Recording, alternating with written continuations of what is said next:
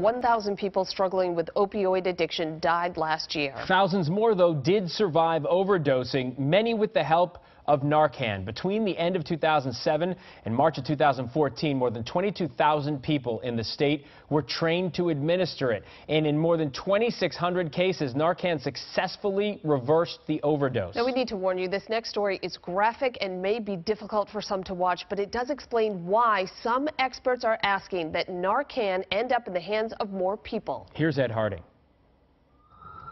In the midst 21 minutes. There's a male in the bathroom not breathing. A rare look inside life on the streets. This very often can end up being a narcotic overdose. The grim reality of the opioid crisis. I don't feel any pulse in them, Sully. And the valiant attempt to save a life, all captured during filming for the upcoming ABC show Boston EMS. Sadly, help was too late for this man. There's explicit messages that, these lives are not worth saving. Dr. Alex Wally is medical director of the state health department's opioid overdose prevention program. If we give people a long enough time alive, most people get better. He says naloxone, known to most as Narcan, can give that time.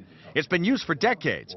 In the Bay State, the naloxone education and distribution program has expanded the past few years. Our young people were dying, and we needed to do something to address it. Quincy Police Chief Paul Keenan was the first in the country to arm all of his officers with Narcan back in 2010. It's been very effective. To date, Narcan has been used on 420 people in Quincy. All but 17 got a second chance. Every life matters, and the only way that you're going to get cured or go to rehab is if you survive through the overdose. Families of addicts are now carrying Narcan, and so are active users. And most of the lives saved have been people who use drugs saving other people who use drugs. That is very empowering. Dr. Wally says we need it in more hands to help get ahead of the crisis. It's basically saying life is worth living.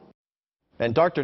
Wally says that Narcan alone isn't the solution to this crisis, but it is a tool that is already proven it is helping, and it's really significantly proving that it's helping. Right. Remarkable to see it as well. We know ambulance companies and police departments have Narcan, parents of users too, so where else should it be going? Well, a lot of times a user overdoses and enters detox for a couple of days and then is simply released. According to the doctor, educating users and giving them a Narcan kit during detox or other treatment could save more lives, especially given that the drop in tolerance means a higher chance of overdose after detox. How are those costs covered for this, though? That gets to the bottom line, which is what the Attorney General's focused on. So how much does it cost? Who's paying for it? Well, look at the numbers. And the numbers may sound low. Narcan costs about $40 a dose right now. That may sound low, but look at the percentages. It's often bought with help from the state funding and other grants. The price used to be half of that, so it's increased 100-fold, 100% just in that time period. And the state's Attorney General, Maura Healey, is in discussions with drug makers to find out why and how to bring it back down to a more reasonable level. It obviously is working. I mean, look at the working. And you saving. witnessed it firsthand working. I've actually seen it work on a patient in front of me, and it is remarkable to see how quickly it works and how it can save a life. Yeah. All right, Ed, thanks.